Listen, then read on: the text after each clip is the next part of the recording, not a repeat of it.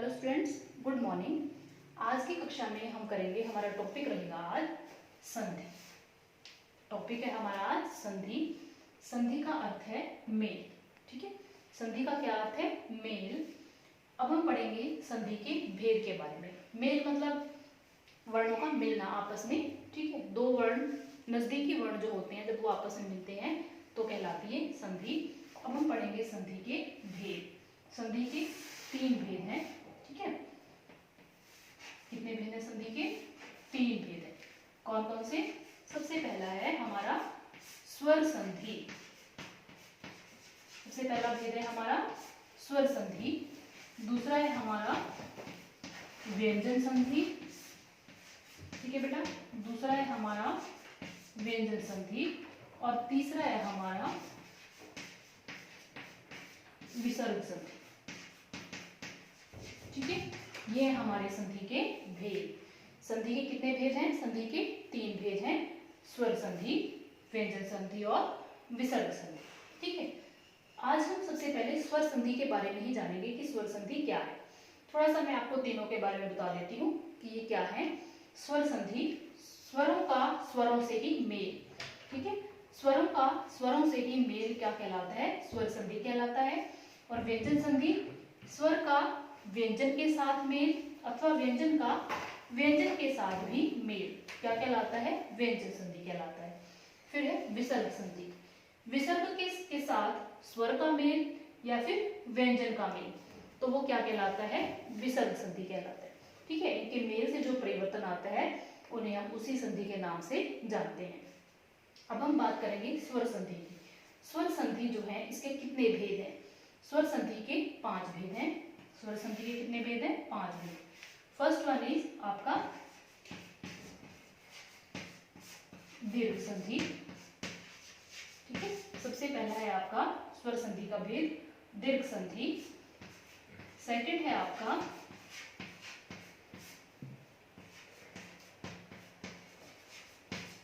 गुण संधि। ठीक है, थर्ड है आपका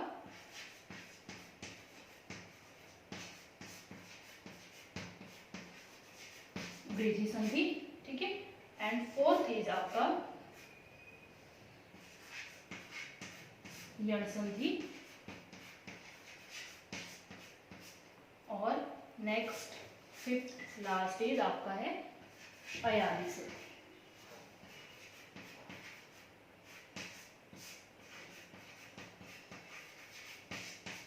ठीक है, ये हैं आपके स्वर संधि के 5 भेद। ध्यान रखेंगे, स्वर संधि के कितने भेद हैं? 5 भेद हैं। फर्स्ट इज दीर्घ संधि, नेक्स्ट इज गुण संधि, थर्ड इज वृद्धि संधि एंड फोर्थ इज यण संधि एंड लास्ट वन इज अयादी संधि। ठीक है, ये है आपके स्वर संधि के 5 भेद। अब विस्तार से इनके बारे में हम जानेंगे। अब हम देखेंगे दीर्घ संधि। ठीक है, सबसे पहले हम देखेंगे दीर्घ संधि। इसका नियम हम देखेंगे। दीर्घ संधि का नियम क्या है? देखिए, दीर्घ संधि में किसी भी ह्रस्व या दीर्घ स्वर के बाद कोई भी ह्रस्व या दीर्घ स्वर आए तो वो उसको दीर्घ हो जाता है, तो वो दीर्घ संधि कहलाते हैं। जैसे देखिए, अ प्लस अ या फिर अ प्लस आ, या ये अपोजिट भी हो सकता है, अ प्लस अ भी हो सकता है। तो इन दोनों को बनेगा क्या? अ ही बनेगा।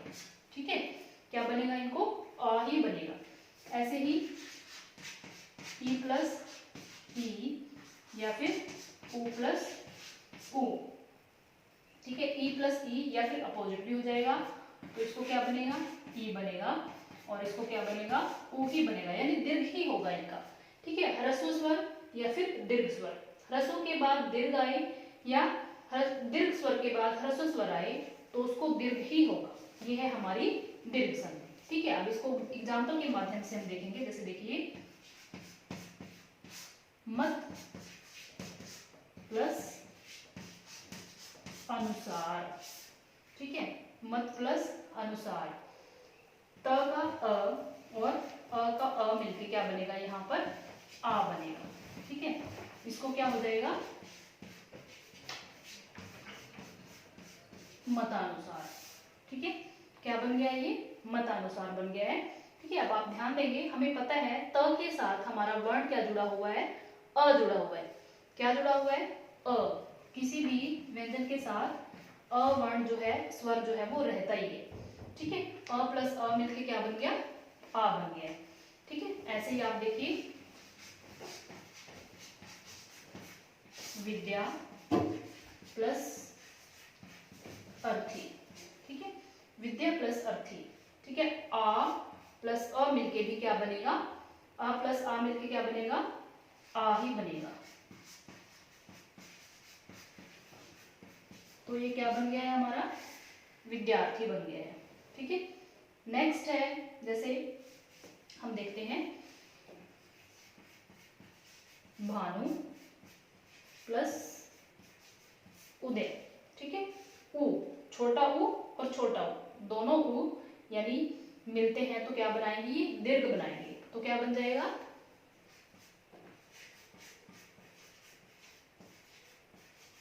भानुद्य। ठीक है, तो ये है हमारी दीर्घ संधि। देखिए आप रूल देखिए, किसी भी ह्रस्व स्वर के बाद कोई दीर्घ स्वर आता है, ठीक है, तो उसको दीर्घ ही हो जाता है। तो ये है इसकी कुछ एग्जाम्पल, आपको अच्छे से इनको समझना है और इनकी प्रैक्टिस करनी है। ठीक है, नेक्स्ट है हमारी गुण संधि।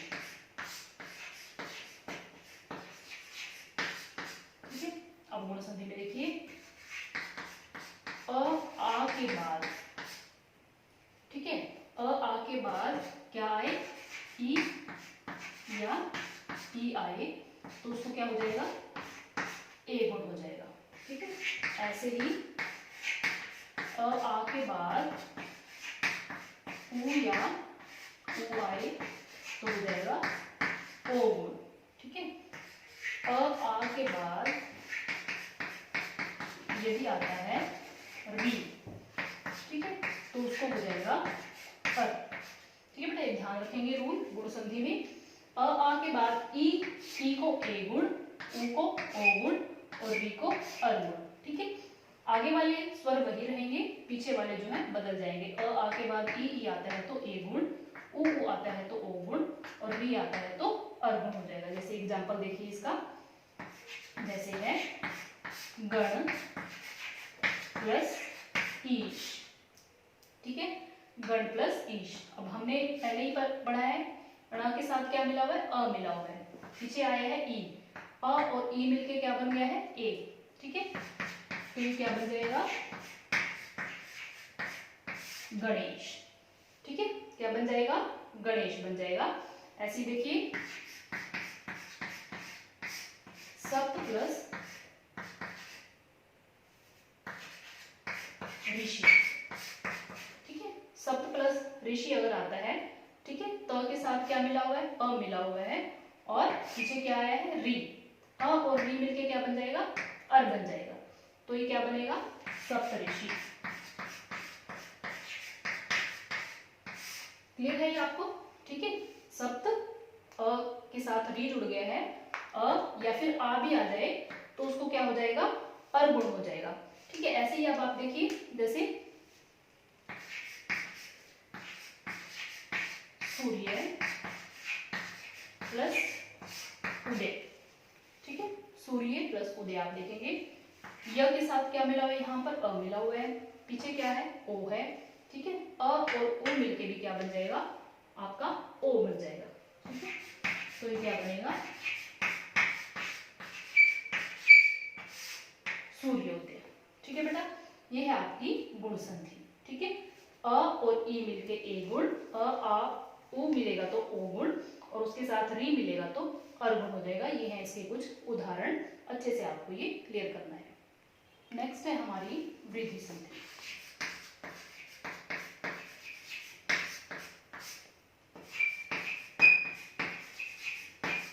ठीक है, नेक्स्ट इज हमारी वृद्धि संधि, थर्ड वन इज, इसका रूल आप देखेंगे, अ आ के बाद क्या आए, ए और ए आए। ठीक है, अ आ के बाद ए और ए आए तो इसको वृद्ध स्वर ही है। ठीक है, ए ही होगा। ऐसे ही अ आ के बाद ओ और औ आए तो उसको क्या होगा, औ ही होगा। ठीक है, ये है हमारे दो वृद्ध स्वर। आप ध्यान रखेंगे, ऐसे करके आप इसको लर्न कर लेंगे रूल को कि वृद्ध स्वर जो है हमारे वो कितने हैं, दो हैं, ए और औ। ठीक है, अ आ के बाद ए और ए आए तो ए बन जाएगा, अ आ के बाद ओ और औ आए तो उसको औ बन जाएगा। जैसे उदाहरण के माध्यम से इसे देखिए आप, जैसे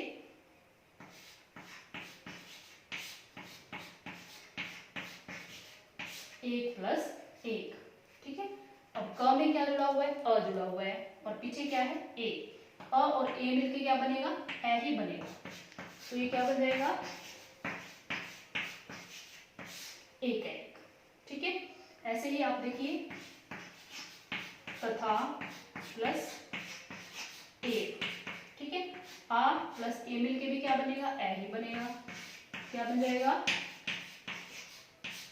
तथे।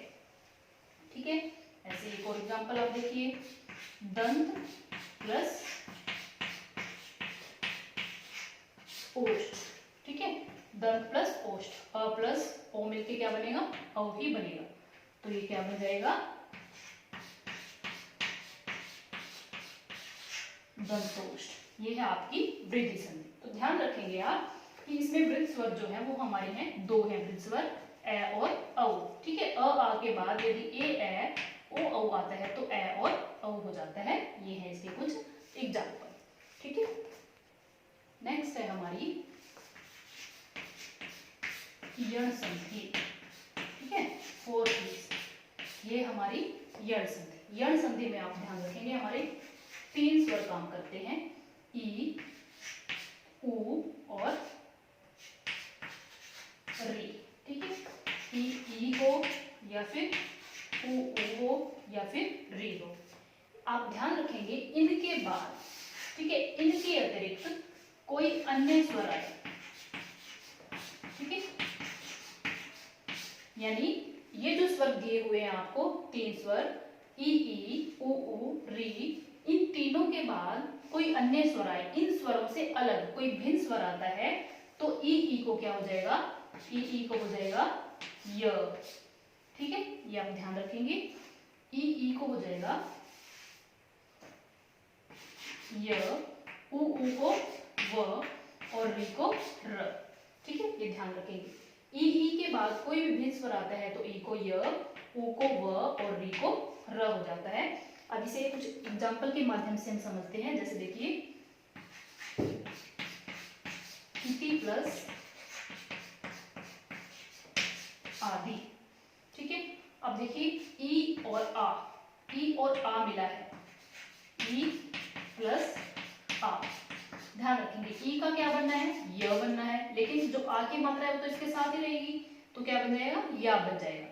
ठीक है, तो ये शब्द क्या बनेगा फिर हमारा, इत्यादि। ठीक, नेक्स्ट है, जैसे आप देखिए सु जमा अल। ठीक है, सु जमा अल। अब देखेंगे आप, स के साथ क्या जुड़ा हुआ है हमारा, उ जुड़ा हुआ है और पीछे क्या है, अ। उ का क्या बनता है, व बनता है और इसके साथ क्या जुड़ जाएगा, अ जुड़ जाएगा। ठीक है, उ जो है आधा है और आधे उ के साथ जब ये बहुत छोटा उ है ना, ये इसके साथ जुड़ जाएगा तो ये पूरा हो जाएगा। ठीक है, देखिए आप स्वर। ठीक है, ये सु की मात्रा जो है उसके साथ से हट गई तो इसलिए स जो है आपका आधा रह गया। ठीक है, ये है आपका स्वर। अब जैसे री है, आप देखिए मात्री प्लस अज्ञा। ठीक है, मात्री प्लस अज्ञा, री। ठीक है, ये है री और ये है आ। री के साथ जो है अगर आ मिलता है तो क्या बन जाता है, उसका र बन जाता है। अब आ की मात्रा साथ जुड़ेगी तो क्या बन जाएगा, रा बन जाएगा। ठीक है, तो क्या बनेगा,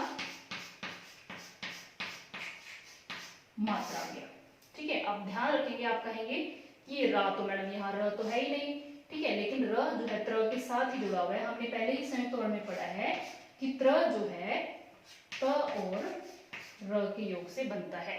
ठीक है, मात्रा जो है आ की उसके साथ जुड़ गई है तो ये बन गया है आपका त्रा। ठीक है, मात्रा ज्ञा। क्लियर है आपको यण संधि के रूल, ई के बाद कोई भिन्न स्वर आए तो य, ओ के बाद कोई भिन्न स्वर आए तो व, री के बाद कोई भिन्न स्वर आए तो र बन जाता है। ठीक है, ये है इसके कुछ एग्जाम्पल। नेक्स्ट है हमारी लास्ट इज अयादी संधि। ठीक है, कौन सी हमारी लास्ट? अयादी संधि। अयादी संधि में ध्यान रखेंगे आप ए और ए, ठीक है, ओ और औ,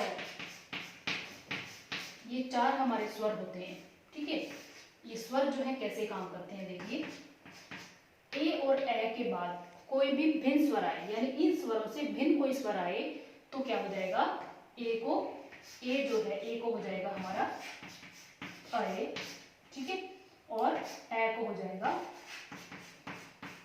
आए।